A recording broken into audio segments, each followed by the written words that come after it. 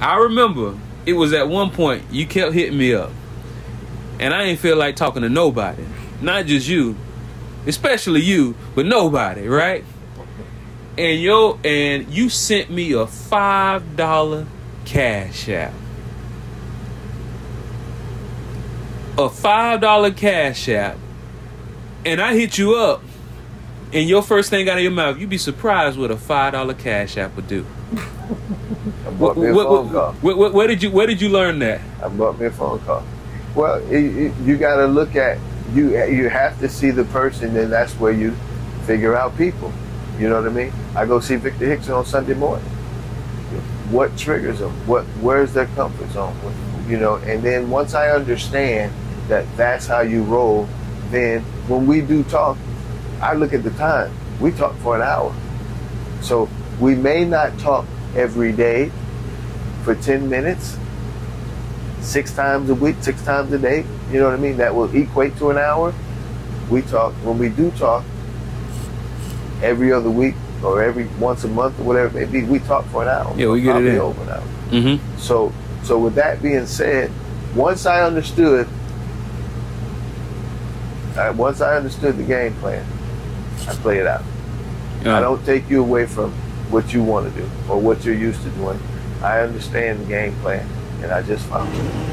That's it.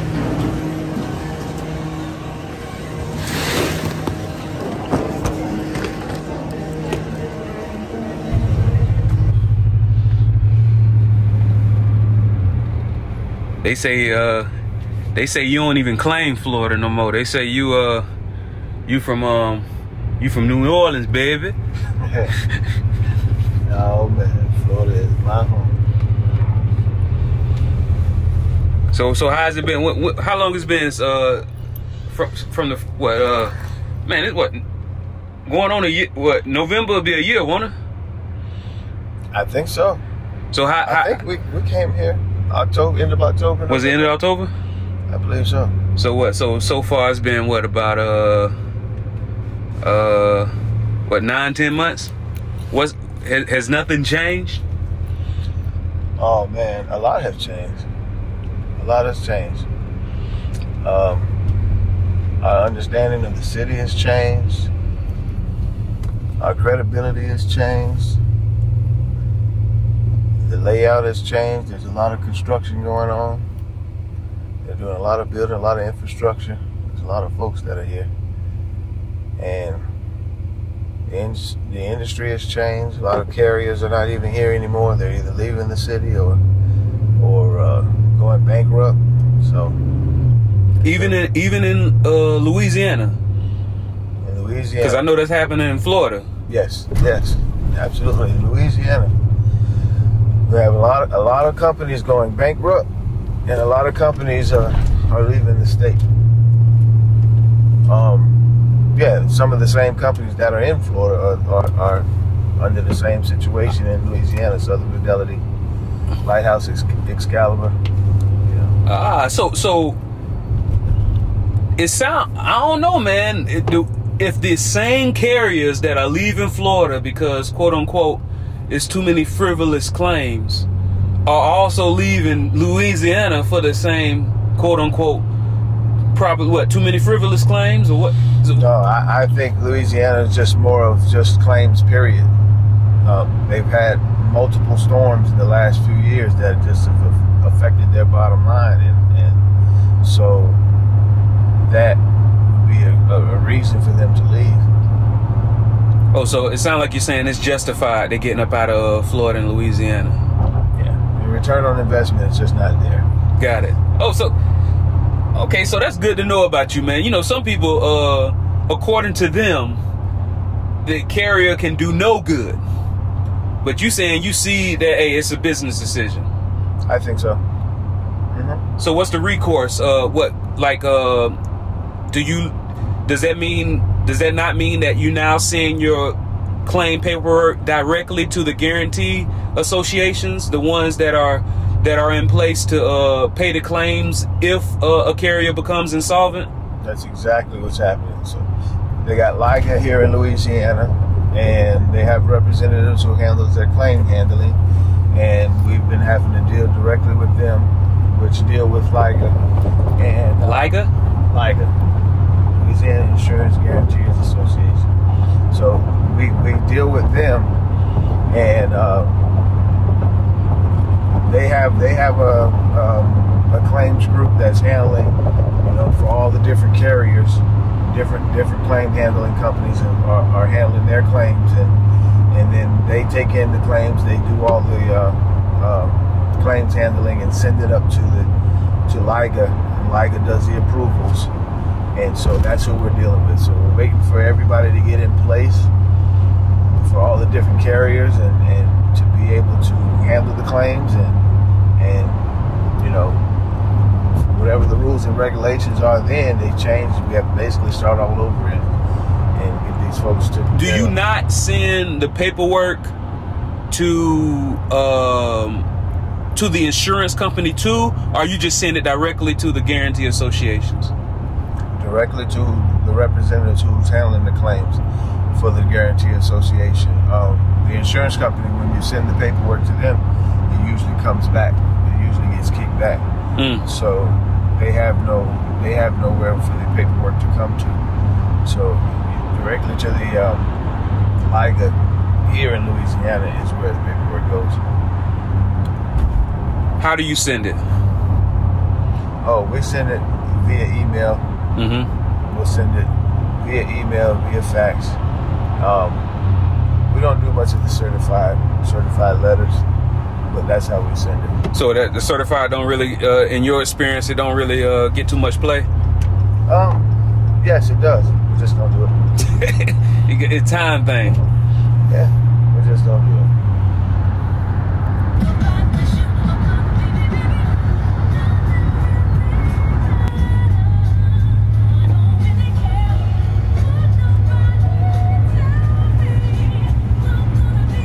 So the people in Louisiana, they done got you for your side view?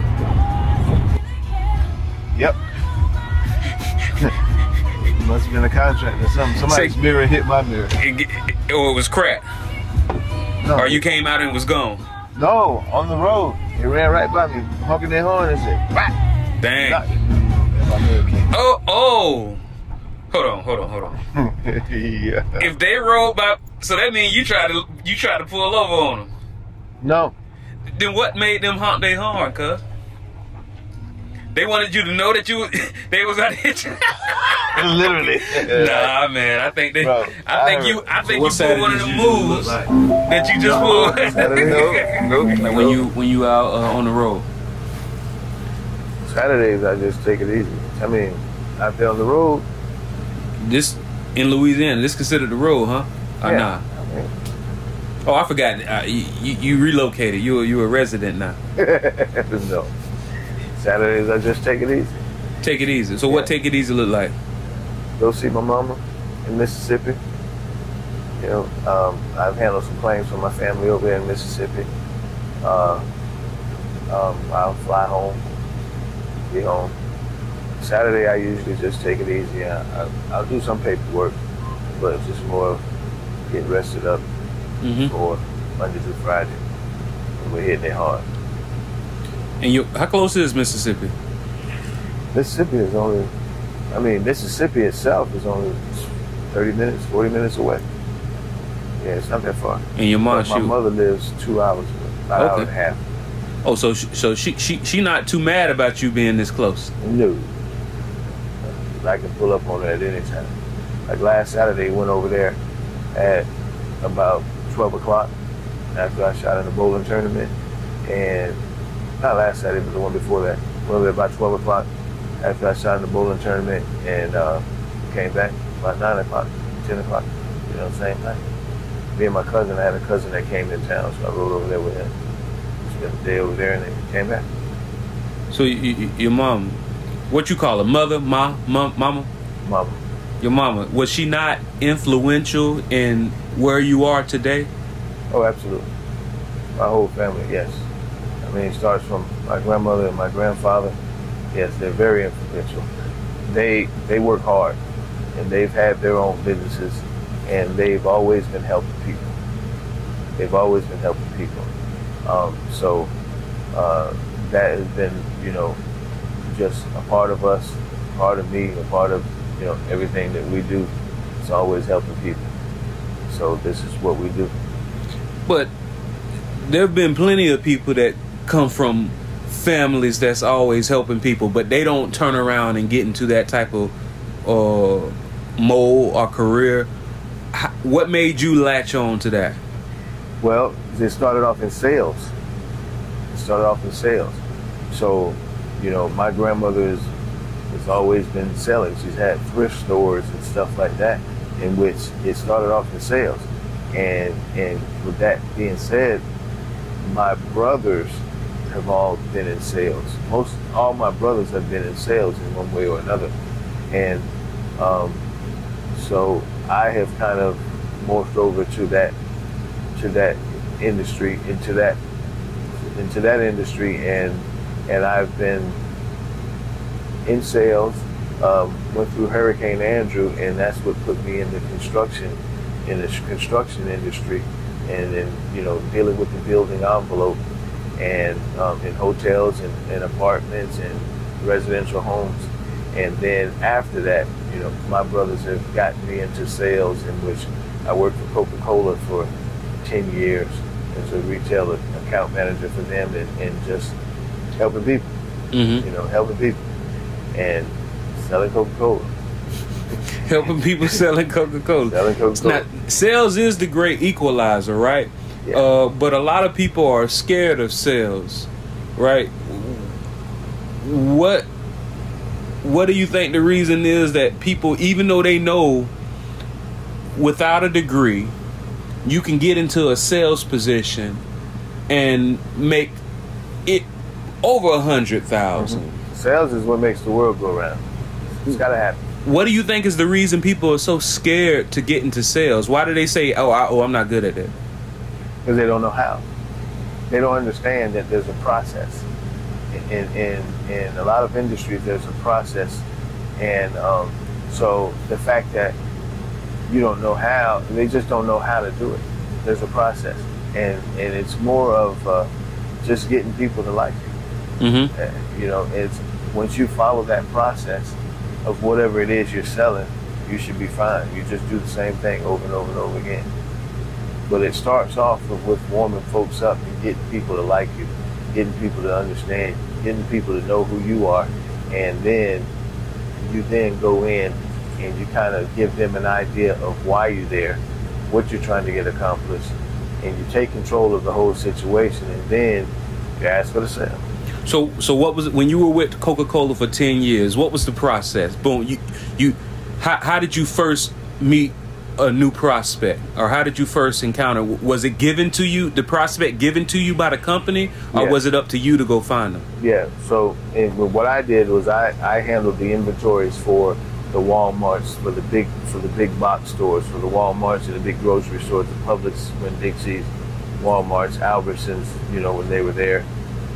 So with that, in that process, what you would want to do is you would want to develop relationships with management.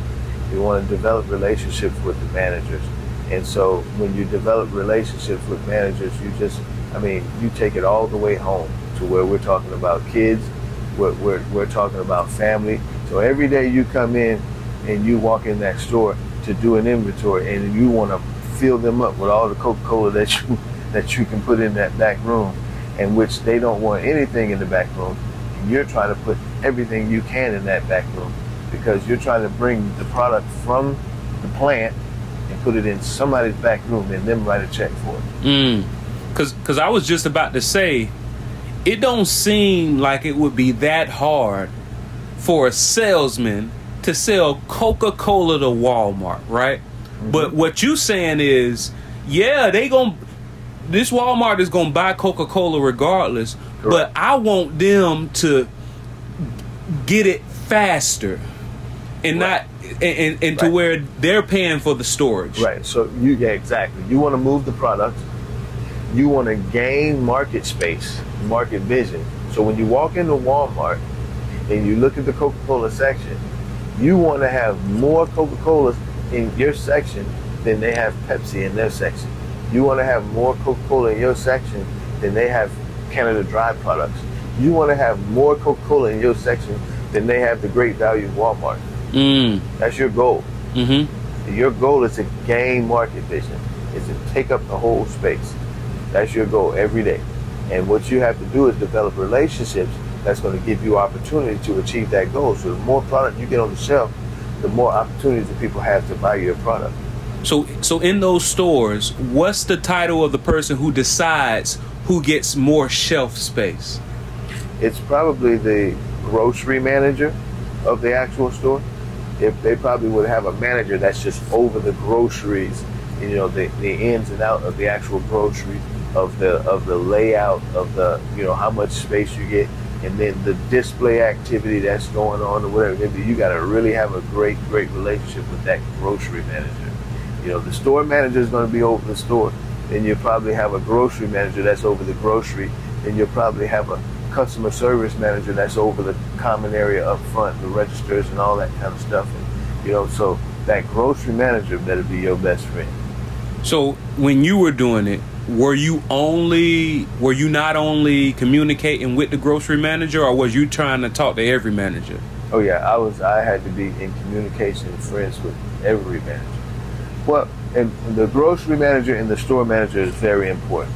The common area manager, you could probably get away and not have to really have a good relationship with them, because they really didn't have any say.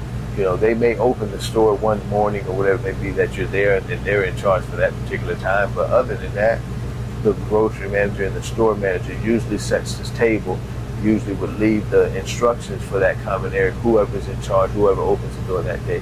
So having those relationships are very key, very, very, very key. And the account managers that be in the store, not just you with Coca-Cola, but with the other products. Yeah. Are y'all wearing can you tell it's one of them? Or are y'all dressed in plain clothes? We'll have on our red for Coke. You have Pepsi guy with the blue on, and then you have tater chip folks. You have bread people, and all of those spaces, those end caps inside the store, those spaces inside the store, every space, right there with the register where you see the tater chips and the pieces of candy and stuff like that, and you see those coolers. That's space that you want to be able to have your cooler on every register. That's what you're working towards. So you got to build the relationships. You know, if the Pepsi got pissed off the store manager or whatever it may be, man, he made you mad. So you gonna pull his product out? Let me put one in there. Go ahead, man. You know what I mean? So you got to have those relationships. So my thing was, I would go and then I would look and I would make sure that I understood the managers, and I understood their thought processes, and then I talked about their families, and I understood what was important to them. I mean, I had the most busiest Walmart in the whole country in Florida City, Florida, in which the manager was a preacher and he ran his own church. He had his own church. So he would go to work in the morning, and then he would run his church in the afternoon. His name was Victor Hickson. He retired. He don't work for them no more. He has his own church, and that's all he does now. So every Sunday morning, I'm in there. At the church? No, I'm in Walmart. I'm conversating with him. That's the time that I can catch him when he ain't worried about nothing, but he had to go to church later on in the afternoon, nothing else mattered. So then that's when I build my relationship. That's when I build the quality time. Let's go spend Sunday morning with him and just walk and talk with him. You know, and that's where you build the relationship. That's where you build the time. I had a relationship so good to where Coca-Cola wanted to pull me out of that store. If Coca-Cola pull you out, I don't want Coke in my store. And he literally pulled Coke off the shelf for about a week. Until you got back up in there. Until I got back in there. Oh man. And I bet a lot of they had no Coca-Cola in that Walmart. Oh, and that's loyalty. Yes. And I bet a lot of those other account managers probably had no idea he was a preacher. No idea he was a preacher. No idea that Sunday was his downtime, that he would give you all the time in the world to speak to him. No. I helped a lot of guys build relationships in stores. Yeah, I've made some friends. I made some enemies too, but at the same time, I had to show them. You know, we had to show them that listen. And speaking of making friends and enemies, one thing that I noticed, because you're an observant person, I consider myself to be an observant person. But me, when I observe something that might be contrary to what somebody wants, I'll be cognizant of it, and I'll act accordingly. I notice you'll observe it and say it out loud. And more times than not, it seems to where it makes your relationship closer to the person. You say something that it seems like they would be embarrassed about and don't even want you to bring up. You'll outright say it to their face, and then the conversation goes. Mm-hmm. What are you doing? And what made you start doing that to where you, instead of just, okay, I see it and I'm going to avoid it, I'm going to move around it. What made you start just saying it out loud? Hey, sometimes it's a problem that they have, you know, and I care. You know what I mean? Sometimes it's a problem that they have. And so I help them understand that it's okay. It's okay. It's okay for us not to know everything. It's okay for us to make mistakes. Everything is okay. You know, and so with that being said, they don't have to be as reserved as they think they should, you know, in a lot of situations. So I bring it, put it on the table, set it on the table. Let's deal with it. Let's fix it. You know, I come from an athletic background in which I coach ball, I play ball, you know, and with that being said, we have to take our problems and our issues and lay them on the table and let's work on them. You know, we go to practice and we practice on it over and over and over again to get better, because we don't need to have these problems when we go into battle. So with that means whatever problem you may have, let's put it on the table. Mm-hmm. Let's deal with it so that we can move forward to where if the problem ever comes up again, we're able to deal with it. Mm-hmm. So that's where, you know, I bring it up, say it, talk about it. Like with the example with the person made you mad. Like once you say it out loud, then it seemed like that's when you're able to put in your proposition. Correct. I just listened to you. I heard you. I'm the only one that ever mentioned it to you, because I know they saw it too. But I'm the first person that had the gall to say it out loud. I can't believe they left that cooler empty like that every day. Oh my God, that doesn't make sense. Let me get that space. I'll keep it full. You won't have to worry about that problem. So then when your boss comes in and they walk around the store and they see empty coolers, you know what I mean? They won't be on your case. Mm-hmm. I got it. I'll take care of it. I'll make sure that I make you look good. That's my whole key. When I used to take over a store and I have a grocery manager, they're usually looking to move up into management and to have their own store. So if they're a young grocery manager, that's what's your goal? What are you trying to do? Trying to move up? Let's make it work. Let's make it happen. You work with me and I work with you. Let's make it happen. Mm-hmm. So now I'm trying to make them. I worked for Home Depot for 15 years. All of the managers in the assistant managers that I deal with, I'm always understanding what their thought process, what their goal is, and I want to help them achieve that goal. So with me doing what I'm supposed to do the right way, make them look good, so then they can achieve their goal to move up to management. I'm always losing managers because they look so good within their stores for whatever their reason. You know what I'm saying? And it's not just about the Coca-Cola or just about the Home Depot product or whatever it may be. Let's talk about everything that you got going on and how you should set yourself up and make yourself look in front of your peers, in front of your management team, so that you can obtain your goal. Mm-hmm. You know, and next thing you know, they're up in management. Mm-hmm. They're achieving their goals. And you know, of course, when you're dealing with different up management, is there no difference in how you engage somebody that's black compared to somebody that's another ethnicity, another color? Is there no difference? Sometimes it is. Sometimes it is. Sometimes you have to, you know, some of the folks don't understand. You know, it could be the ethnicity, it could be ethnicity, whatever the word is. It could be that. And it could be the age. Uh-huh. You know what I mean? It could be the age. You know, they may be younger, and they need to understand. They need to understand that you need to wear a belt when you come to work, and you're in management, because you got people that are working under you, and you definitely don't want them sagging in their clothes. So Now perception is setting the standard. Okay, so it seems like you've had your greatest success when you've encountered a young, inexperienced manager and you show them what it's supposed to look like.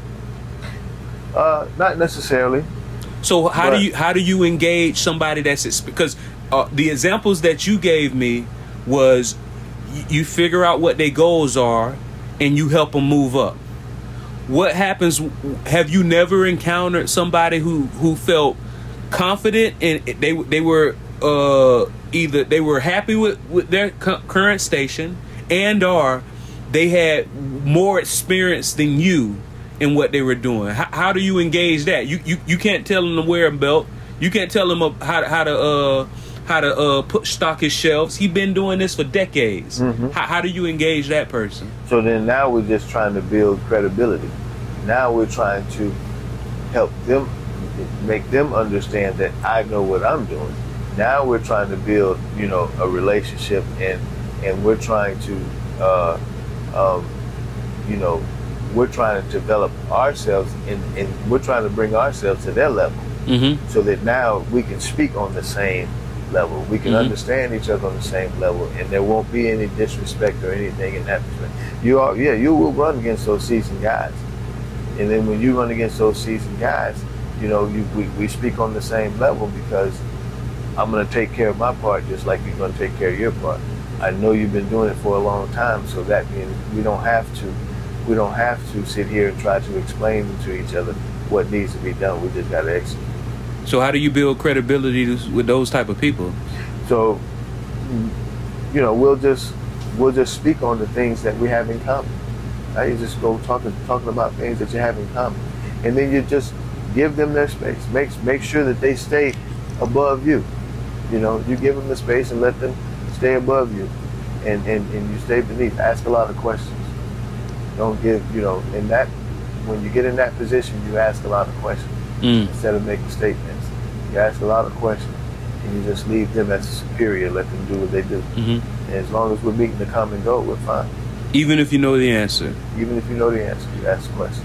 And I do the same thing, and some people think that's disingenuous. Like, why are you asking me a question that you already know the answer to? Well, reason being is, you want people to feel good. But secondly, this person might say something that you ain't even think about. Correct. Have you found no correlation? Because you went from working with major companies, from Coca-Cola 10 years, from Home Depot 15 years, the top high performing in each of those categories. Yeah. And number then one trademark in the world, mm-hmm. number one home improvement retailer in the world. Yeah. You ain't never tried to broker a deal with Coca-Cola and Home Depot? No. Home Coke? No. No, we get Cola Depot? Nah. Coke. They both in Atlanta. Yeah. The corporate office both in Atlanta? Uh-huh. Mm-hmm. Uh-huh. So check this out. So all that you learned in those 25 years combined, high-level sales with big brands, international. Is Home Depot international? Yeah. I know Coke is. Yeah. Mm-hmm. So international brands, is there nothing that you utilize to build your business that you learned with them? Oh, absolutely. What? Absolutely. I mean, our process, building rapport, that's very important. I've learned that, within the Home Depot portfolio. I've learned that with Coke. Dealing with large numbers doesn't bother me. So, dealing with large numbers doesn't bother me. 20,000, 30,000, 100,000. We've dealt with those numbers before. So that doesn't bother me. So some people have a problem. When you say, why do people have a problem with sales and stuff like that? If you're used to only buying, $50 shoes or $100 shoes, and then you have to start spitting out numbers like 20,000 and stuff like that, it scares people. And they're not used to it. They're not used to it. They think that, it's an uncomfortable situation for them, and they can't be afraid. And so that I got clear understanding of that, and it's not a problem to me. So handling paperwork, just, you know what I mean, and holding myself accountable, it's not a problem. You know, getting tasks done, it's something that I had to do. I had to keep, you know, when you go in the grocery store to buy a soda, if you want a caffeine-free Diet Coke and there ain't no Diet Coke on that shelf, it's my fault. So I can't have, when you walk into Publix and you want something out of Publix holds themselves really accountable for having what you need, and they don't want to be the ones that's looking stupid and not having it there. So there's somebody that's responsible for everything in that store as far as the inventory is concerned. And so I need to make sure that it's there. If it's not there, I got to do whatever it takes to get it there. So I've seen myself throwing stuff in the back of my car and taking it from one store to the other store to give them the inventory that they need to get through the day. It's very important. So taking care of people, I've been taking care of people basically since I started working. I've never worked a job that I didn't have to take care of folks. So I've always wanted to see people smile. That's just something that I've always done. I've always wanted to see people smile, satisfy folks, and make sure that everything is okay. It's just, you know, that's the only thing that I've ever been doing. Yeah, because it seems like you're happiest in high volume situations, because sometimes it's either one or the other. Public adjusting is one of those unique things to where it's high, it can be high volume but still high ticket, because usually if it's low volume, that's when the ticket gets higher. But when it's high volume, the ticket gets lower. It seems like you're happiest when you have to be on the phone or in front of somebody all day. Is it always been like that for you? Yeah. That's it. I just said I don't have no work today. What's going on? It's not normal. You know, it's always something that I can be doing. And right now, it's kind of, you know, I haven't set myself up for that. You know, and that's important because we're in a situation to where we are straight commission. And, you know, you get out of it what you put into it. So if you're not in somebody's face working on the next one, you know, that's going to put you behind. Oh yeah, because that well be looking full. Yes. But one thing, the longer I be in business, the more I understand why people go to so many conferences, why it don't matter how many they got in the pipeline, they still trying to get more, because that water be looking real good, but it drain fast, right? You got to be on it. And one thing that you mentioned before is like you do the same thing over and over again, consistency, and you got your own little tactics and stuff. I don't like to talk on the phone all the time, right? I don't. You do. I remember it was at one point you kept hitting me up, and I ain't feel like talking to nobody. Not just you, especially you, but nobody, right? And you sent me a $5 cash app. A $5 cash app. And I hit you up, and your first thing out of your mouth, you'd be surprised what a $5 cash app would do. I bought me a phone call. Where did you learn that? I bought me a phone call.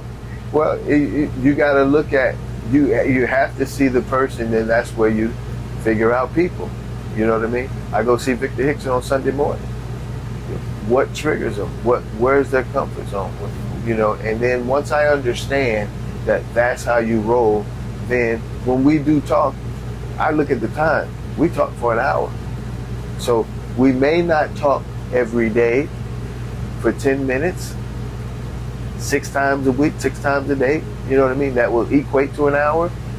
We talk, when we do talk, every other week or every once a month or whatever it may be, we talk for an hour. Yeah, we get it in. Over an hour. So with that being said, once I understood the game plan, I play it out. I don't take you away from what you want to do or what you're used to doing. I understand the game plan and I just follow it. That's it. You understand the game plan, and you just follow it. That's right. Yep. Yeah, no, the 10th I'm flying out. Okay. Yeah. Let's see here, buddy. How about the week of the 24th through the 31st?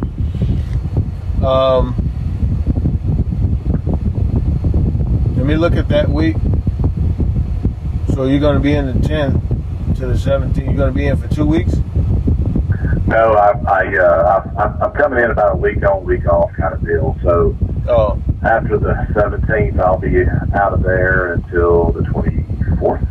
Okay. So I'm there for another week. So right. So you're off right now? Yeah, actually I'm in Birmingham, Alabama right now. Okay.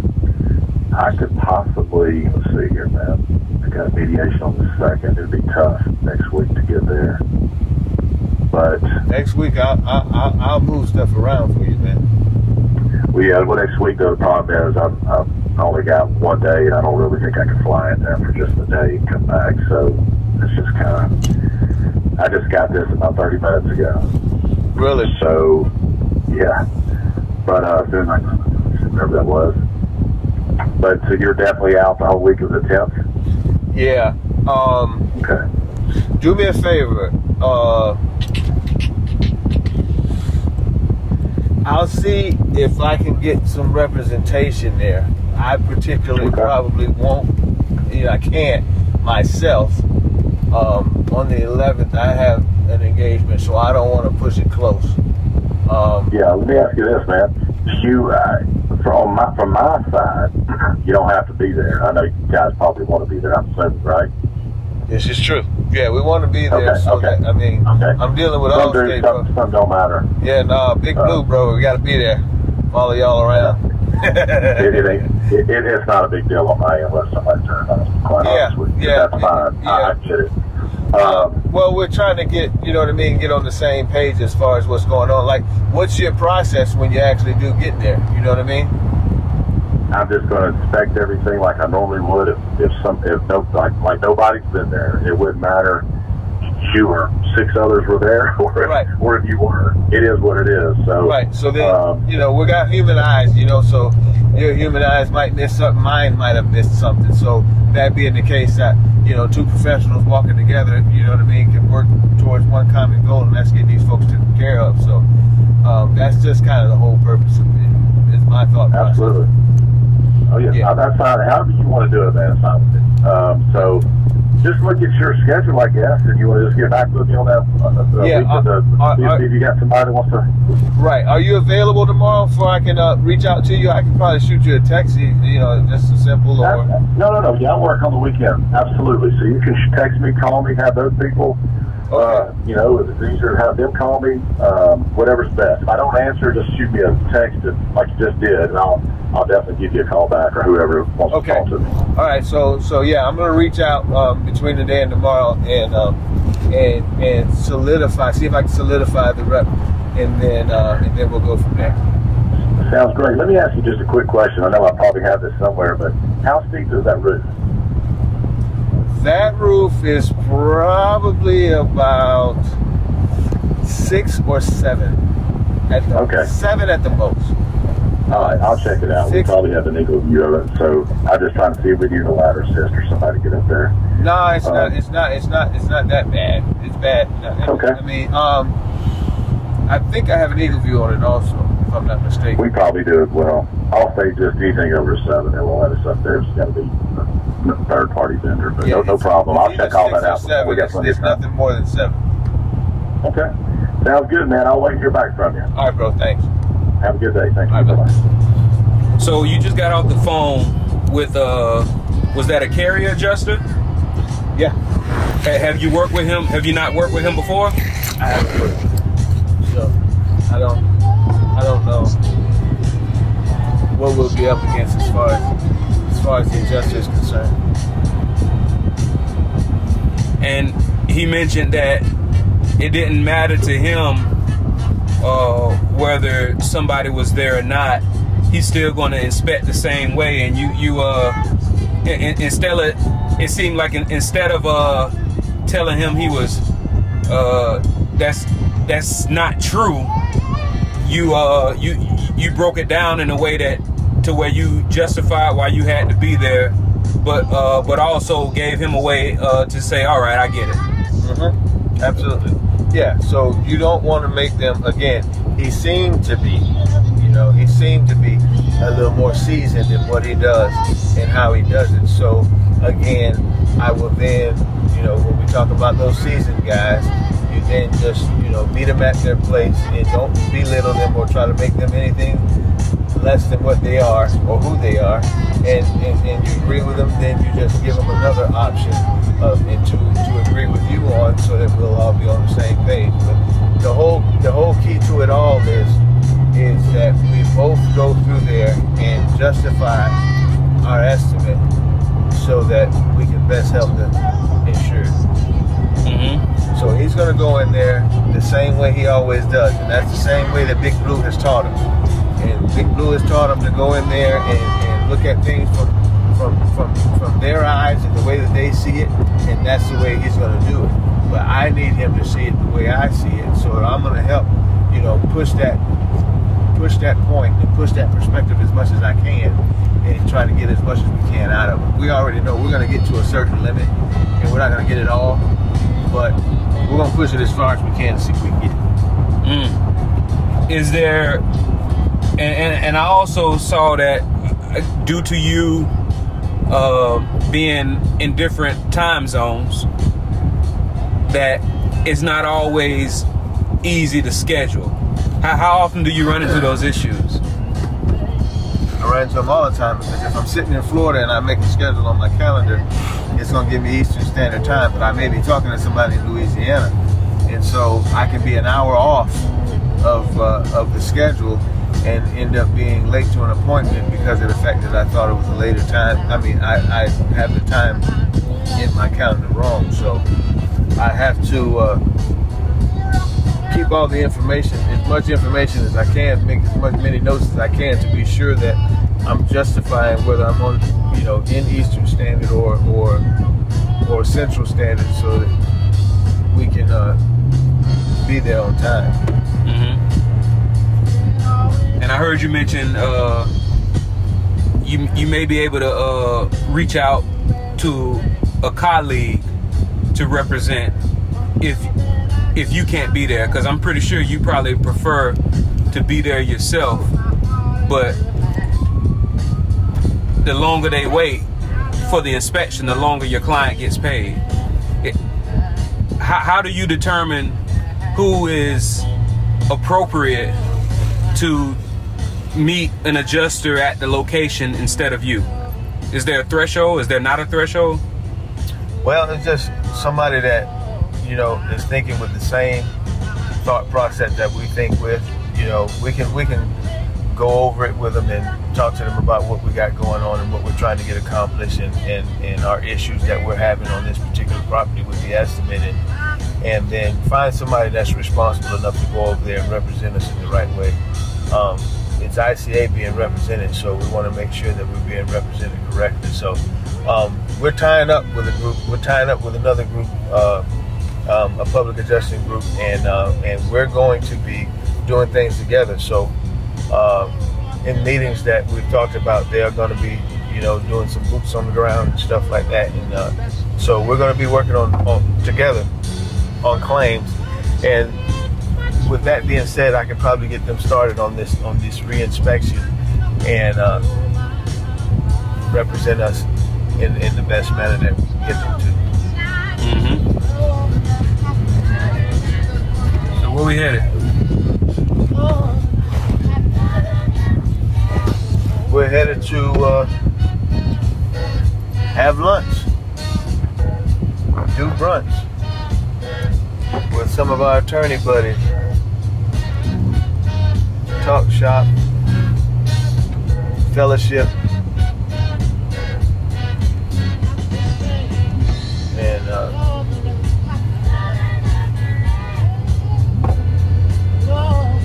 see how we can move forward in the claims handling world.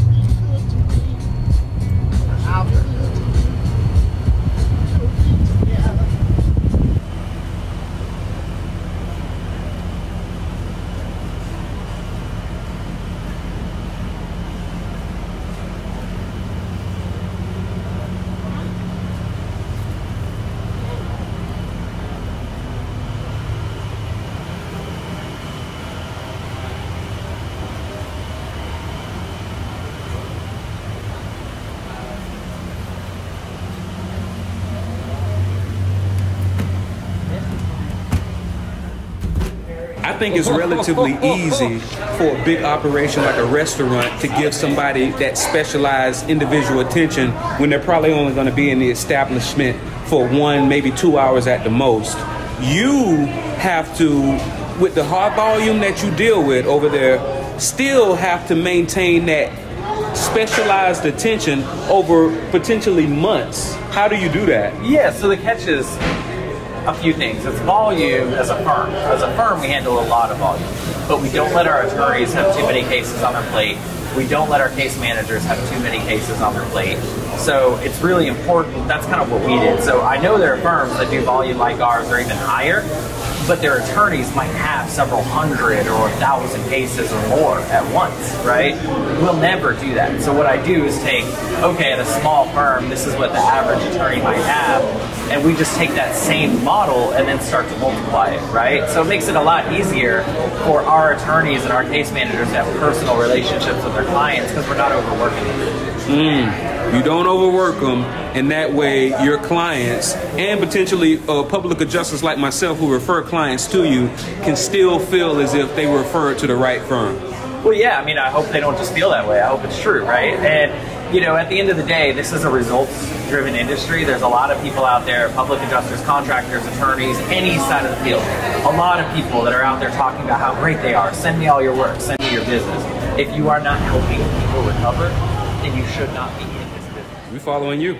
Yeah, why don't we go get up in that way?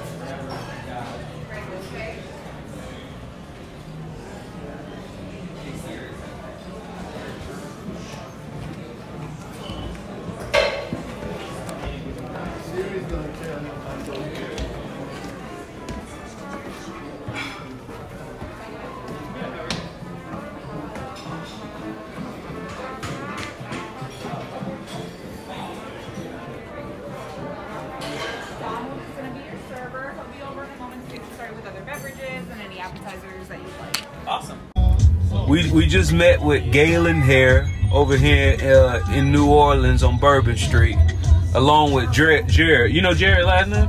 Jared Sherman. Jared Sherman. How do you think that that meeting went? It was awesome. It was excellent. It was excellent. Those guys are very knowledgeable of the industry, and they're very knowledgeable of the Louisiana law. And it's refreshing to know that you have somebody here that's homegrown and that knows exactly what's going on in the industry and how it can relate to the actual homeowners themselves and help them. It's beautiful. But can every attorney say that or not? In 1,000 feet, turn as they mentioned, you have attorneys that don't even have a clue about the Louisiana law. And there's a lot of folks that are afraid to practice in Louisiana because of it. You know, the law is different. It's a different place, it's a different law, it's a different land. Everything is different. It's not the same. So with that being said, we have to be unique in how we do business. Now turn slight right. Where we headed now? We're headed to pick up a check from a client and get them paid so they can get their house back together. They got the checks endorsed by the mortgage company, so we're gonna go ahead and do our part and get our fee and let them go and get themselves back together. So is this the final check? Everything done? Everything done, yep. Undisputed amount. Well, Correct. I guess what was the undisputed amount, and where did you take it to? Or was there not an undisputed amount? Well, the undisputed no, there wasn't. The undisputed amount was under policy. I mean, under below deductible, if I'm not mistaken. And so they had roof damage on their property. They had roof damage and a little bit of siding damage on their property. And so we were able to recover $30,000 for them to get themselves back together. Mm-hmm. Yeah, these people only own this house about less than a year. They just moved in 3 months prior to the storm. So they were freshly in there, and then the storm came in and ruined their first home. And some people might say, They were only in there for 3 months. 12 miles. Okay, the storm hit them, but you know they ain't really lose nothing. They just moved in. What do you not have nothing to say to that? Yeah, they don't know because these people are just owning a home for the first time. They don't know what to look for. They have no clue of whether they lost or what happened.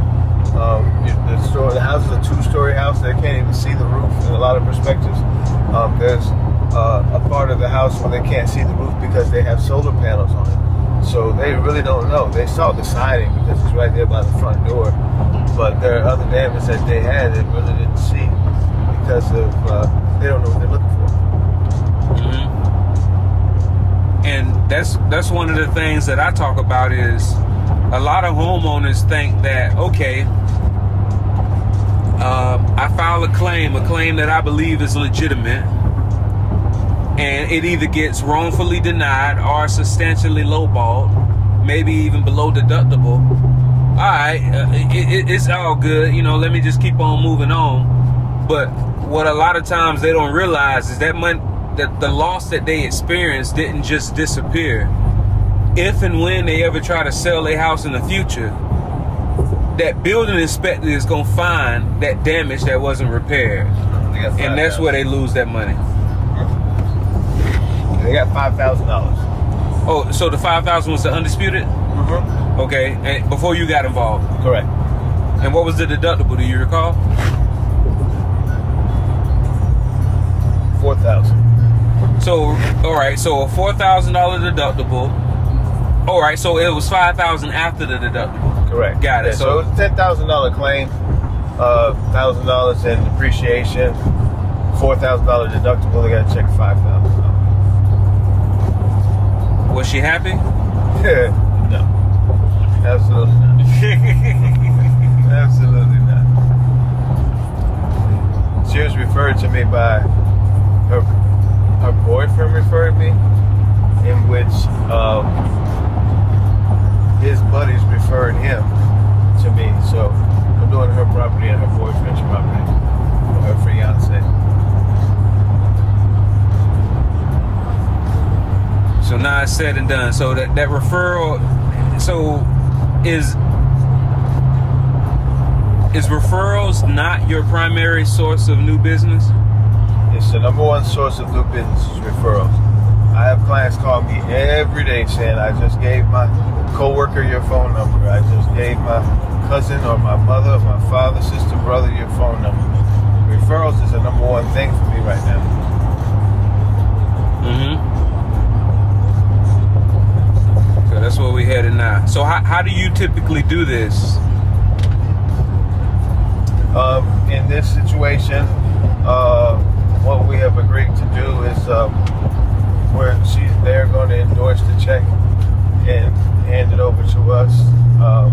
We'll then write them a check for the amount that's owed to them minus our fees, and then and we will take the check that's endorsed and we will deposit it, and then they will then be able to deposit it and forward. So it seems like that route is a way to help them avoid all of the unnecessariness of, hey, all right, here's my check, here's your check. Good Correct. Doing business with you. Mm-hmm. Yeah, it's not. I mean, there's some people that still have checking accounts that still have checks and they write checks, and there's some people that don't.